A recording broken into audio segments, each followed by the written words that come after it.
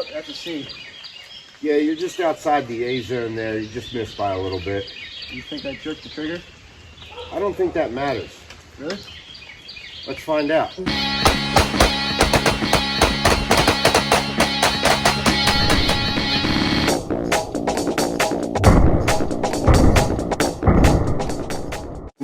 So when it comes to slapping the trigger, a lot of people are under the impression moving your finger quickly to the rear is what's going to pull you off a target. The important part to remember here is as long as you're pressing the trigger straight to the rear and you're within, let's say 25 yards, you have a good solid grip. It's not really going to matter that much. But we're talking about a defensive situation and we're talking about acceptable accuracy.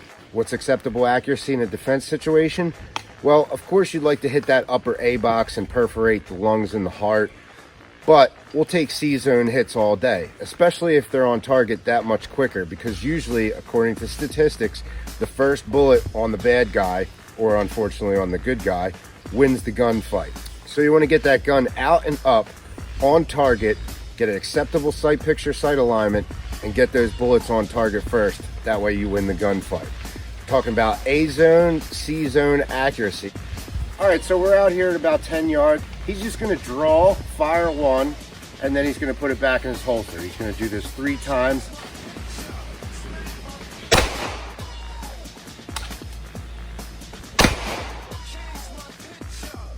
Okay, cold fire shots, not too bad at all.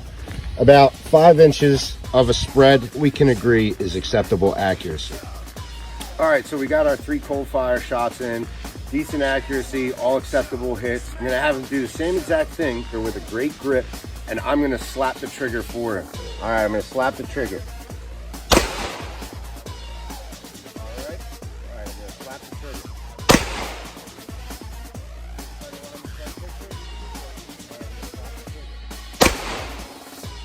All right, so as we can see, our first shots were here, here, and here. And now our 3 new shots are just about the same. Matter of fact, 2 of them are actually touching the original shots. So obviously what I just did there was a little extreme. Have you ever had that happen to you before? No. Yeah, it was a lot more drastic in person. It felt like I was going up because you pushed the trigger so hard. So as we've discussed before, the #1 culprit when it comes to failed accuracy in our shots is misaligning the sights, right? That angular deviation. How does that occur when we slap the trigger? It's not from slapping the trigger itself. Most of the time it's from that sympathetic squeeze. If I have a good grip on my gun and I go to slap the trigger as hard as I can, the gun doesn't move. I go to slap the trigger as hard as I can and I squeeze with my entire hand, the gun goes off. And that right there is what causes most people to miss their shot. So one thing to consider is under stress, we're probably going to slap the heck out of that trigger, right? So that's why it's important in training, both dry and live fire, we really pay attention to that grip. So Colin's got a good grip here. The gun is empty.